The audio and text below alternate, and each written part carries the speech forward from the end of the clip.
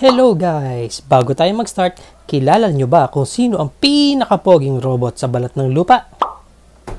Si Oppa! Optimus Prime.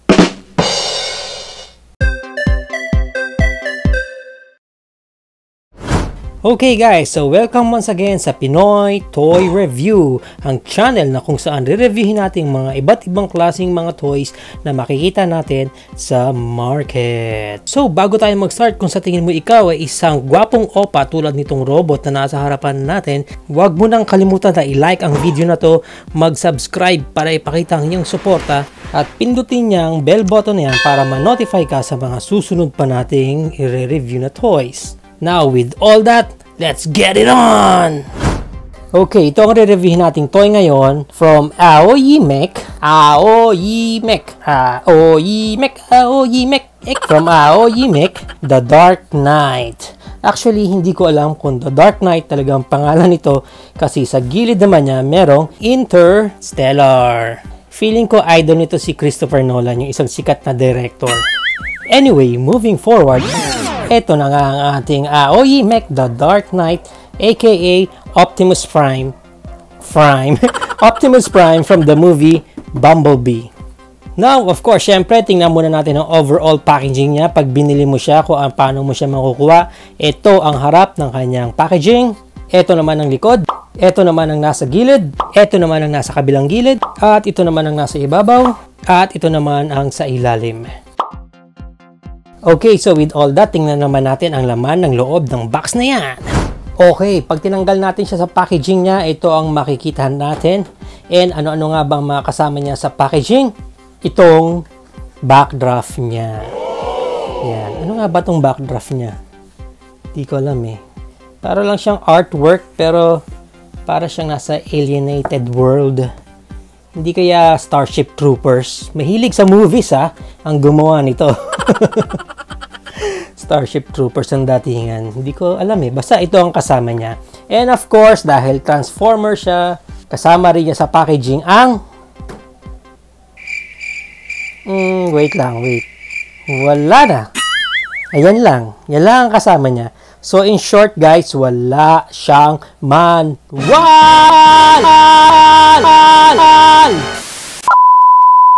Hindi ko rin alam kung bakit wala siyang manual. With all the complicated things na gagawin natin mamaya sa kanyang transformation, walang manual ang toy na ito. Ewan ko, siguro iniisip na lang ng mga gumawa nito. Aanhin pa ang mapapakinabangang manual kung meron ka namang alien na backdrop. Ayun, moving forward. Tanggalin na natin siya sa kanyang kinalalagyan. Ayan siya! Alright. Ganda rin. Maganda. Okay, so before that, tingnan muna natin kung ano-ano ba yung mga accessories na kasama sa kanya. At ito lang yun. Isang baril lang ang kasama niya, ang accessories niya. Okay? Now, bago tayo siguro mag-start, tingnan muna natin itong details ng kanyang accessories, ang kanyang baril. Yan. Ito ang kanyang pew pew bang bang na baril. Sa taas. Sa kabilang gilid. Yan. Okay. Sa ilalim. Oops, may mga wires. Obviously, pag may mga wires, may pailaw. Okay, dito sa baril niya, articulation lang. Pwede mo ma-fold yan ng ganyan, matago. And also this one. With all this, siguro pwede mo siyang gawing batuta ni Prime. Ha ha ha ha! De, joke lang. Baka mamaya sa transformation, pwede siyang maitago sa track mode niya. So, ito yung switch button ng kanyang pailaw. Yan. So, pag pinindot natin yan, press natin. Yan. Yon! Nax!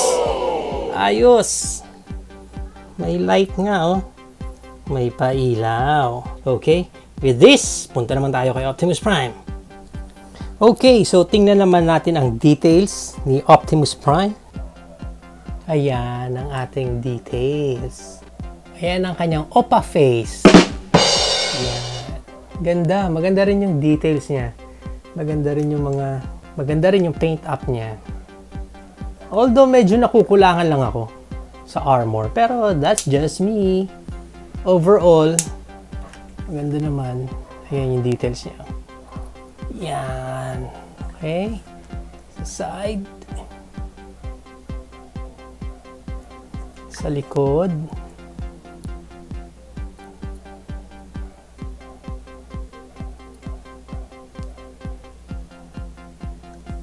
Yan. Okay, sa ilalim. Actually, yung mga gulong niya, rubber. Hard rubber siya. Hindi siya basta plastic lang. So, maganda rin. Cool. At least, hard rubber siya. Ayan. Okay. So, with that, punta naman tayo sa articulation. Tingnan muna natin sa ulo. Yung ulo is pwedeng makating sa taas, pwedeng makating sa baba, and naiikot siya. Yan, 360. Pagdating sa balikat, hanggang ganyan lang, kataas, pag sa sides. Yan, ganyan. Actually, sa shoulder niya, pwede mo pa siyang hatakin. Ayan, no? So, nakapaloob siya ng ganyan, pero kung gusto mo ng extra movement, hatakin mo lang siya ng ganyan. Yan. So, mas matataas mo pa siya ng ganyan. Although, kulang pa rin. For me, kulang yung sa side. Para mataas pa side yung kamay niya. Hanggang ganyan lang. Okay? Naro-rotate naman yung buong shoulder. Bicep rotation, meron din. Okay? Diyan sa kanyang muscles. Tapos sa elbow. Ang elbow niya is ayan. Yan ang elbow. Natotoklop ng ganyan. Okay. Hand rotation. 360. Yan, naiikot din. Although, walang mga joints yung daliri. Yan. Naka-ready lang siyang humawak ng barel. Okay. Walang ab crunch, wala siyang articulation na dito. Although, meron siyang waist rotation. Yan. Naro-rotate din yan. Pagdating sa meron siyang side skirt, and then sa legs naangat lahat. Okay? So kung mapapansin nyo, buong part niya, even itong part na to, kasama pag umaangat. Ayan o. Okay? That's why pwede siyang manipan ng wacha! And then patalikod. Patalikod hindi na kaya. Siguro dahil nakaharang na to. Itong part na to nakaharang na, kaya hanggang dyan lang. Okay, dyan siya ulit. Yan. Pagdating sa knees, hindi double jointed, pero at least na-fold enough para mabigyan siya ng magandang posing siguro. Pag ganyan. Para pwede siyang, I believe I can fly. Sa knees. Tapos, meron ding rotation sa hita. Yan. Pagdating sa paa, bababa siya ng ganyan, natataas. And then, meron din ankle tilt. Yan. Pangpadagdag kasi yan sa posing niya. Okay. After that, titignan naman natin yung mga gimmicks. Kung meron ba siya mga pakulo habang naka-robot mode. Actually, meron siya, guys. Isa sa magandang selling point niya is that, of course, ang pailaw. Tada! Wow! Ayos! Astig! Nandito yung switch niyan sa likod. Yan. Teka. Yan. So, ayan yung switch. Yan. So, ayan siya pag nakabukas naman ang light. And of course, nakita naman natin kanina na meron ding light ang kanya accessories na barrel. Ayan. Wow! Astig! Pag naka-light. Pero syempre, mas maganda yan kung papatayin natin ang ilaw. O yan ang sinasabi ko. Kaganda. Maganda talaga ang mga toys pag merong light. Malaki ang nagiging impact niya pag may mga lights. Balik na natin ang ilaw dahil natatakot na ako. Meron pa pala ako sa inyong papakita. If you will see here, meron pa siyang isang gimmick dyan sa chest niya. Of course, Optimus Prime yan eh. Pwede ba siyang walang Matrix of Leadership. Ayun, okay. Although hindi naman din to pinakita doon sa Bumblebee movie, pero they included this as well. Yan. Flat lang siya technically. Yan. Yan yung Matrix of Leadership niya. Yan. Okay. So, makukuha mo siya. Pag inopen mo, yun! Nalaglag pa. Yan. So, makukuha mo siya pag inopen mo yung chest na yan. So, nandyan yung kanyang actually, wala ng security. Basta lapag mo lang siya dun. Close mo yan.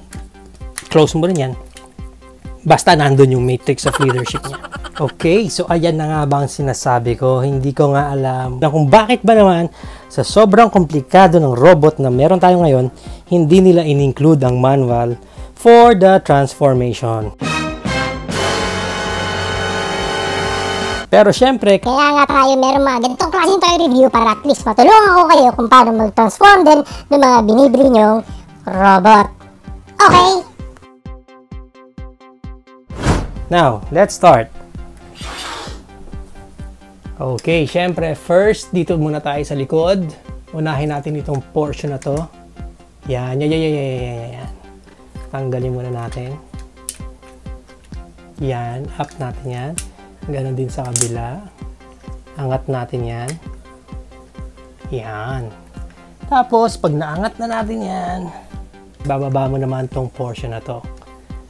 Yan. Tapos, once na nababa na natin yan, dalawa yan eh. So, iaangat mo yan ng ganyan. Tapos, babalik na rin mo yan ng ganyan. Oops! Yan. Okay.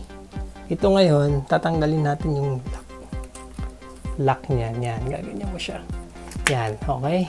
Tapos, itong gulong, after na, itong gulong, kung makikita ninyo, meron siyang parang nandoon siya sa part na yon. Yan. Hatakin mo muna siya palabas. Yon, gaganin mo siya. So, ganoon din sa kabilang side. Hatakin lang din muna palabas. Yan. So, pag nagawa mo na yon, pwede mo na siyang ilabas ng paganyan. Ganoon din itong kabila. Yan. May sounds din yung dun sa nag-clip kanina. So, make sure na magki-clip siya dun sa loob. Yan. Yung sounds na yan. Hindi yung sirena ng police ito. Yan, ganun. So, magki-clip din dapat siya doon. Okay, so after nyan, punta tayo dito sa harap. Bubuksan natin to. Tapos, bababa natin yung ulo niya ng pagganyan. Iaangat na natin ito ng buo. Yan, gaganon mo siya. See? You see what we did there? Yan, aangat mo lang siya ng ganyan. Yan, ganyan na siya dapat. Okay? Yan, tapos from here, pag nakaganyan na siya, angat lang din natin to. Yan, yung portion. Yan. Tapos ito, bababa siya. Pag ano. Yan. Yan. So pag na-clip na natin yan dyan, ikot naman natin itong portion na to. Yung bandang taas lang ha. So may iwan yung ulo dyan. Yan. Okay. So pag nagawa na natin yan, yan ito dyan. Tapos clip siya ng ganyan. Okay. Doon siya magtatago. And then itong ulo naman, pag ganyan lang. Fold lang siya, tapos clip lang din siya doon. Okay, so after nyan, dito naman tayo sa part na to, sa harap niya. Ayan na yan, di ba? So ngayon, pag ganyan na siya, fold natin yung buong part na to. Fold lang natin, pag ganyan mo. So yung gulong niya, itong wheels is, itong wheels is, bababa dapat ng pag ganyan, yung buo. Okay? So yun yung joint, ayun naman yung joint niya. Yan. So, yun yung mag-fold, okay? Pag na-secure mo na ng ganyan, yung paa niya, yan. Tsaka natin ngayon, masesecure pala ito. Yan, itong part na to. Huwag kang mag-alala dahil mayroon din siya mga peg pa dun sa ilalim na kung saan.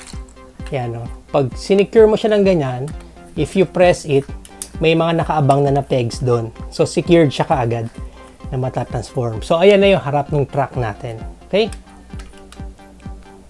Okay. So, ngayon, after nyan, pupunta na tayo ngayon dito sa legs. Ang difference lang na nakita ko, based sa ibang copy din nitong mold na to, is yung leg part niya. Sa iba, kasi, marami pa siyang mga molded details dyan na kailangan din i-transform. Dito, parang nabawasan siya. Yan, papakita ko sa inyo, ha? So, first, spread lang natin ng ganyan si Optimus. Tapos, itong part na to, yan, naangat mo na siya. Pag naangat mo na yan, that's the time na, yan, kunin mo tong fuel tank niya. Yan. Tapos, aangat mo lang siya ng ganyan. Yan, nakaganyan lang siya, okay? So, ganun din sa kabilang part. Angat mo lang to. Iangat mo lang yan. And then, angat natin tong fuel part na to.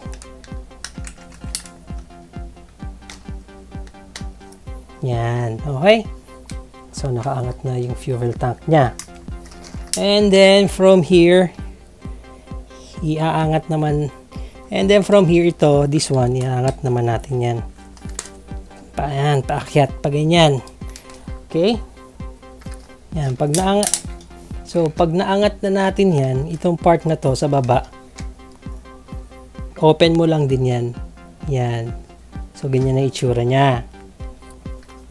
Now, itong sa part ng feet na to, makita nyo may bilog dyan. Lalabas nyo din yan. Yan, open nyo ng ganyan.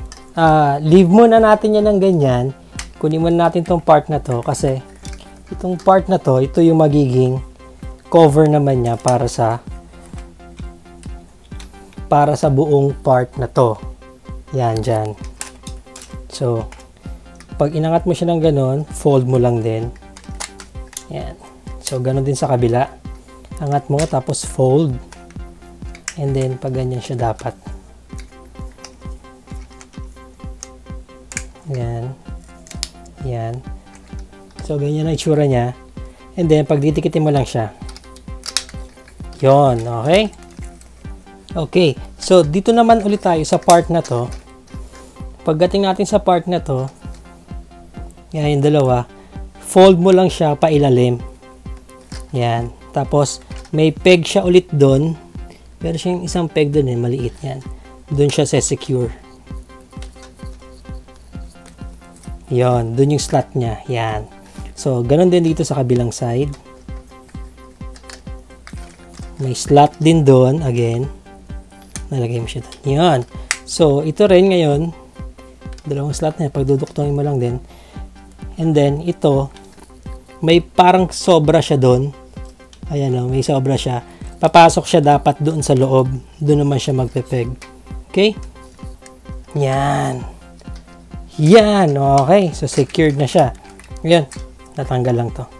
Yan. So, overall, ganyan ang itsura niya.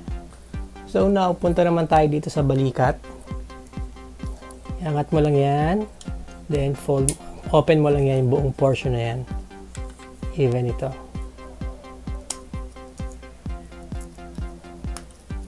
Yan. So, ganyan siya dapat. Okay? And then, ikot mo lang siya. Iangat mo to. Ikot mo siya doon sa loob. Ito, angat mo na yan ang ganyan. Yan. Secure mo na siya doon. Tapos ito, fold. Tapos, ikot mo pala muna. Kung iikot mo siya, make sure na ito nandyan yan sa part. Nandyan yan nakaharap sa'yo.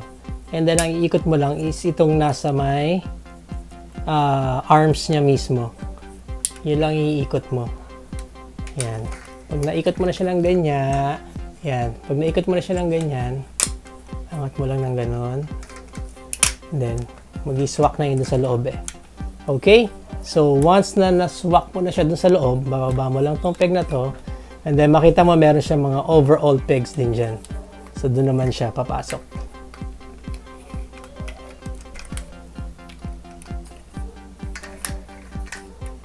Yeah, meron din siyang side mirror dun. Yan, labas nyo rin yan para iwas disgrasya. Okay.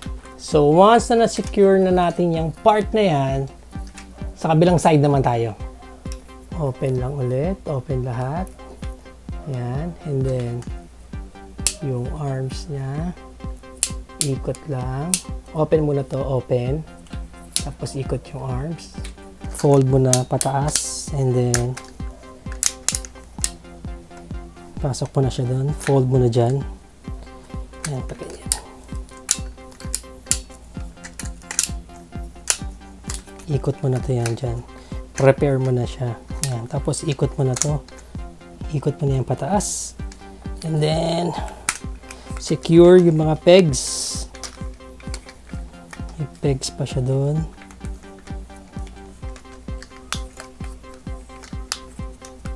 Okay, secured. Yan ang kanyang track mode. Okay, so ito ang kanyang alt mode. Black lang yung salamin niya sa harap. And sa gilid niya, yan ang itsura niya. Wow! Ganda rin ha, kasi bulky rin siya. Yan. Kanyang alt mode. Medyo maluwag lang yung peg niya doon para ma-secure yung buong back part niya. Yan. Sa ilalim. Sa ilalim. Pero overall naman to, pag nakaganyan lang siya, yan. Maayos naman tingnan. Okay? Yan siya. And of course, itong kanyang pew pew bang bang na barrel. Fold natin yan. Then, pwede mo siyang ikabit dito. Yan. So, hindi ka mahirapan kung saan mo siya itatago. And buti na lang, yan lang ang accessories niya. Kundi mo problema ka kung saan mo ilalagay ibang part. Okay? Actually, ito, hinahanapan ko siya ng way kung baka pwede siyang maikabit dito. Pero, yan, tinatry ko siyang hanapan or ikabit dyan. But, there's no other way. Hindi siya talaga mag-fit. Sabi ko sa inyo, yung medyo sa lower part na to, dito sila nagkatalo ng mold compared sa ibang brands. Kasi sa iba, pwede mong matago dyan eh. Pero ito, ewan ko, baka hindi ko lang talaga ma-discover since wala siyang manual. And mahirap siya itago dyan. The best way lang talaga na pwede mong pagtaguan yan is dito mo siya talaga ilalagay. Yan, so ganyan lang talaga siya. Okay? Yan. So, of course, bago tayo magkaroon ng size comparison, ibalik muna natin siya sa robot mode. Okay, so right now magpo-proceed na tayo sa ating size comparison. Okay, para sa ating size, kunin natin ang ating mahiwagang metro at tingnan natin ang size niya. He stands about 12 inches. 12 inches siya, guys. And of course, kung di kayo naniniwala sa kapangyarihan pa rin ng metro, ito na ang ibang comparison natin sa isang McDonald's Happy Meal Optimus Prime, sa isang MFT Optimus Prime, sa isang Beast Wars Optimus Primal, sa isang packing tape, at sa isang Marvel neck pillow. Okay guys, so ito na ang ating Aoyi Mech Interstellar The Dark Knight aka Optimus Prime. So what do you think of these toys, guys? Is it a go for you or a no for you? Whatever your thoughts, please comment it down below. And as always, thank you so much for watching. And this is our toy review for the Aoyi Mech The Dark Knight aka Optimus Prime from the Bumblebee movie. It's me, Pinoy Toy Review, signing out.